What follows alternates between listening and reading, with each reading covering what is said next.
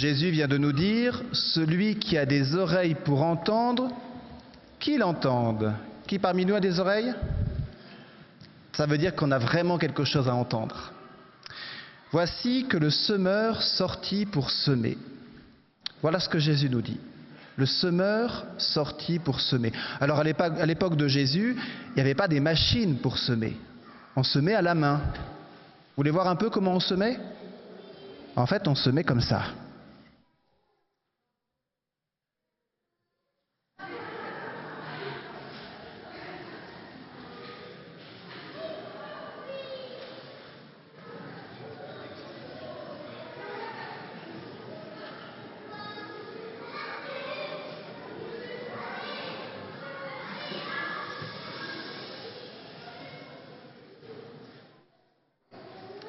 Vous êtes quand même une terre un peu bizarre. Moi, j'ai jamais entendu une terre parler quand on se met dessus. Pourquoi j'ai fait ce geste? Pour que nous comprenions bien ce que Jésus a voulu nous dire. Parce que franchement, ça servait à rien que je répande des graines ici, à part les enfants qui sont en train de les ramasser et de les manger.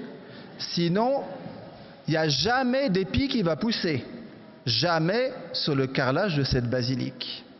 Ça servait à rien. Excusez-moi, mais le semeur dont nous parle Jésus, il fait pas beaucoup mieux. Il aurait pu se contenter de semer là où il y avait de la bonne terre. Et il était sûr que ça allait pousser. Et voilà qu'il décide de semer partout, comme je viens de faire, sans regarder, partout, sur les sols pierreux, au bord du chemin, dans les ronces, partout. Partout. Pourquoi donc ce semeur est-il aussi peu économe? Pourquoi donc ce semeur n'a pas peur de perdre du grain? Sinon parce que Jésus est en train de nous rappeler une parabole. Une parabole, c'est-à-dire une histoire qui nous est racontée pour que, à travers les mots qui nous sont dits, on puisse comprendre des réalités qu'on ne voit pas. Et quelle est la réalité qu'on ne voit pas? Eh bien, c'est que le Seigneur, en permanence dans nos cœurs, il jette du grain avec générosité. Le Seigneur ne se dit pas, ce cœur-là, oh non, ce cœur-là, il est un peu étouffé, ce cœur-là, il est en colère aujourd'hui, ce cœur-là, il n'est pas bien réveillé, je ne vais pas y mettre de grain, j'économise. Non, le Seigneur répand partout. Le Seigneur n'est pas rikiki. La façon dont le Seigneur veut nous rejoindre, c'est toujours dans une telle générosité qu'on peut trouver ça déraisonnable. La générosité de Dieu est déraisonnable.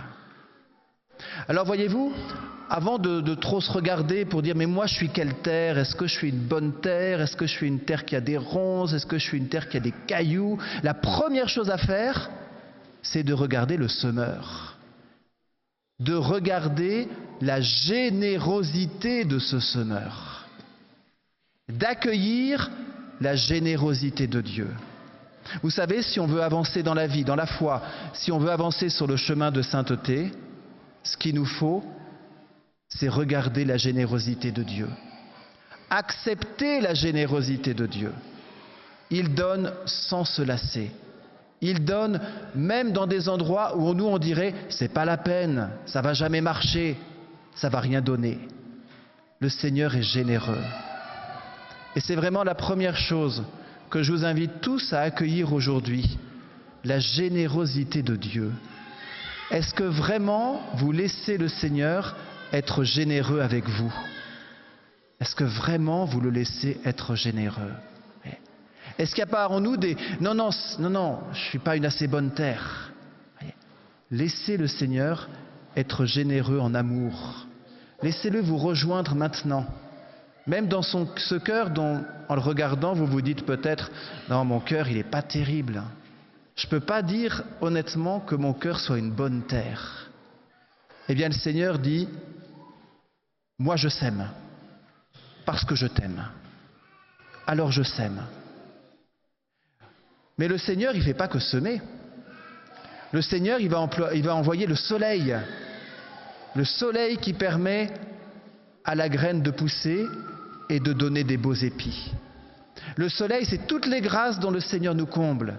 Et on est là dans un sanctuaire pour se rendre particulièrement disponible à toutes ces grâces, à tous ces cadeaux du ciel qu'il nous donne.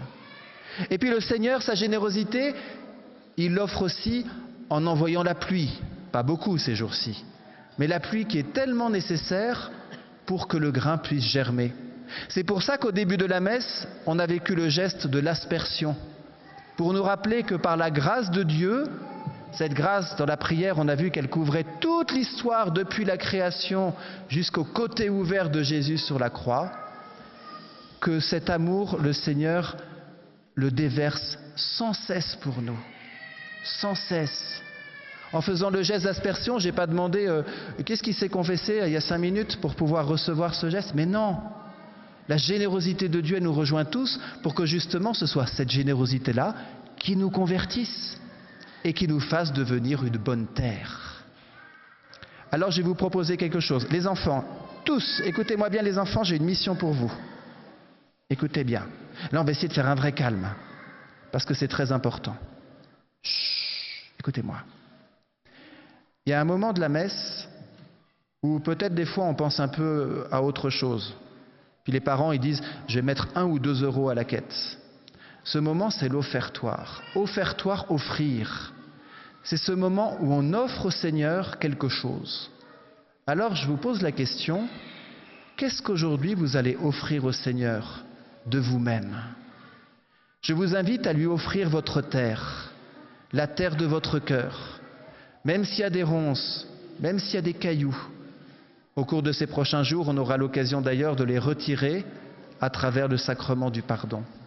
Mais pour l'instant, offrez juste la terre de vos cœurs au Seigneur pour qu'il puisse y déverser sa générosité. Laissez-le faire, laissez-le être généreux avec vous. Vous voulez bien les enfants? Maintenant on fait le silence. Chut. Vous allez fermer les yeux et au fond de vous-même, faire ce cadeau au Seigneur. Voilà, Seigneur, accueille le cadeau de la terre de mon cœur et viens y déverser ta générosité. Chut.